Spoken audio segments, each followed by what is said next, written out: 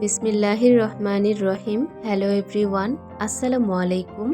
সবাই কেমন আছেন? আশা করছি আল্লাহর রহমতে সবাই খুব ভালো আছেন, সুস্থ আছেন এবং নিরাপদে আছেন।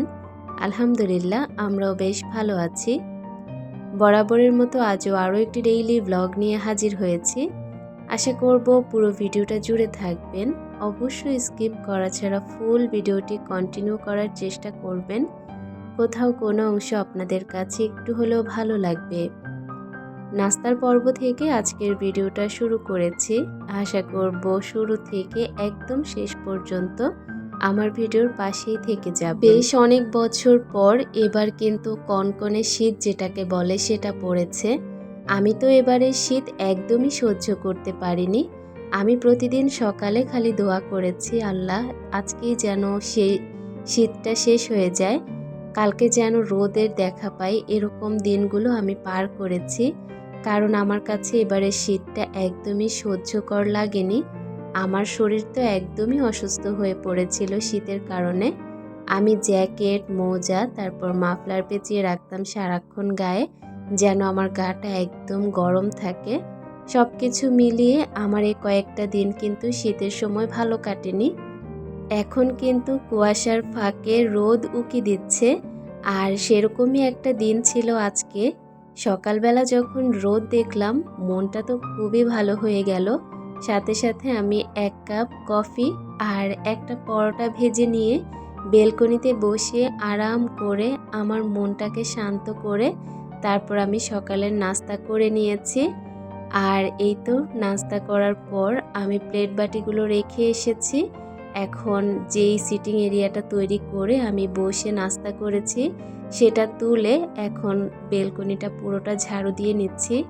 আমি চেষ্টা করছি নাস্তা করার পর আমার পুরো বাসাটা আগে গুছিয়ে নিব, তারপর আমি রান্না বান্না করতে যাব। তো আমি যেহেতু বেলকনি থেকে এখন বের হয়ে যাব, ভাবলাম বেলকনিটা ভালো করে ঝাড়ু দিয়ে প্রত্যেকটা গাছে পানি দিয়ে দেই। আর শীতের সময় গাছের গ্রোথটা অনেকটাই কম থাকে, যার কারণে এখন আর গাছের সেরকম যত্ন নিচ্ছি না। শুধুমাত্র পরিমাণ মতো টাইম মতো পানি দিচ্ছি, এতটুকুই। এছাড়া কিন্তু বাড়তি যে একটা যত্ন সেটা করছি না। শীত যাওয়ার পর আমি আমার ছাদ বাগানেও অনেক গাছ লাগানোর পরিকল্পনা করছি, তবে এখন না, একটু দীর্ঘ সময় লাগবে। তবে বেলকনিতে আরও গাছের সংখ্যা বাড়াবো। আগে তো বেলকনিতে কাপড় রোদ দিতাম, এখন ছাদে বড় জায়গা হয়েছে আলহামদুলিল্লাহ আপনাদের দোয়ায়, যার কারণে এখন বেলকনিতে আর আমি কাপড় দিতে চাই না। শুধু আমি বেলকনিতে আমার পছন্দের কিছু গাছ রাখবো। আমার শৌখিনতার যে গাছগুলো আছে, আমার ভালোবাসার ফুল, তারপর পাতাবাহার, সেগুলো লাগিয়ে রাখবো। এখানে এবারের শীতের এই মাত্র একটা ফুলই আমার আছে। এই গাছটা ছাড়া কিন্তু কোনো ফুলের গাছ আপাতত নেই। তবে একটা অপরাজিতা আজই প্রথম ফুটেছে, দেখে তো ভীষণ ভালো লাগছে। বেলকনিতে বেশ কিছুটা সময় কাটিয়েছি। কাটানোর পর আমি বেলকনিটা পরিষ্কার করে গাছে পানি দিয়ে তারপর কিন্তু রুমে চলে এসেছি। আর এসে সবার প্রথমে আমার বেডটাকে একটু ঝেড়ে নিচ্ছি। বেডটা ঝাড়ু দেওয়ার পর দেখা যায় কি পুরো রুমটা একদম অটোমেটিক চকচকে লাগে। আর আমার এই রুমটা আমার অনেক শান্তির একটা জায়গা, কারণ যার যার জায়গা, যার যার বেডরুম তার কাছে অনেক শান্তির। যদিও অনেকটা ছোট, তবে আমার কাছে না সেরকম ছোট লাগে না, কারণ এটাই আমার শান্তির জায়গা। আল্লাহ যাকে যতটুকু দিয়েছে ততটুকুতে সন্তুষ্ট থাকলে আল্লাহও খুশি হয়, নিজেরও মনের একটা প্রশান্তি কাজ করে। আমার যতটুকু আছে ততটুকুতেই আমি আলহামদুলিল্লাহ। ঢাকার মতো জায়গায় একটা ছোট্ট বাসা করতে পেরেছি, কোনো ভাড়া ছাড়া স্বাধীন মতো জীবনযাপন করতে পেরেছি। এর থেকে বড় শান্তির কিছু আমার মনে হয় আর কিছুতেই হয় না। আমি যখন আগে ভাড়া থাকতাম, ছাদে যেতেও কিন্তু পারমিশন নিতে হতো।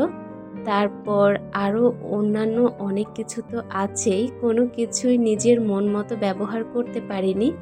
আল্লাহ আমাকে অনেকটা বছর পর একটা ছাদ দিয়েছে। ছাদে আমি আমার মন মতো যেতে পারি, কারো পারমিশন দরকার হয় না। যখন আমার ট্যাঙ্কিতে পানি শেষ হয়ে যায়, সাথে সাথে আমি পানি ভরতে পারি। তবে একটা সময় গোসল করতে গিয়েও কিন্তু বসেছিলাম আধা ঘন্টা। পানি ছাড়বে না, এখন পানি ছাড়ার কোনো টাইম নেই। এ কারণে সব কিছু পেরিয়ে কিন্তু এখন আমার নিজের একটা বাড়ি আছে আলহামদুলিল্লাহ। এর থেকে বড় কিছু মনে হয় আর কিছুতেই নাই। আপনাদের সাথে কথা বলতে বলতে আমি কিন্তু আমার বেডরুমটাকে খুব যত্ন সহকারে অনেক ভালোবাসা নিয়ে সাজিয়ে তুলতে পেরেছি আর খুব সুন্দর করে গুছিয়ে নিয়েছি টিপটপ করে। আমি কিন্তু আমার বেডরুমটাকে একদম সাধারণভাবে সাজিয়েছি, যেহেতু আমার বেডরুমে একদমই জায়গা নেই। যা আমার প্রয়োজনীয় তা রেখে আমি কিন্তু আর শুধুমাত্র হাঁটার জায়গাটা রেখেছি। আমি এতটুকুতেই সন্তুষ্ট। বেডরুমের কাজকর্ম শেষ করে কিচেনে চলে এসেছি। ওই যে নাস্তা করেছি আরাম করে। আরাম করে তো খেয়েছি, তবে এখন তো এগুলো ভালো করে পরিষ্কার করে জায়গা মতো রেখে দিতে হবে। ভালো করে সাবান দিয়ে মেজে ঘষে এখন একটু পানি দিয়ে ধুয়ে নিচ্ছি। এ কয়েকদিন আমি পানির কোনো কাজই করতে পারিনি। কারণটা হচ্ছে আমার অনেক শীত লাগতো।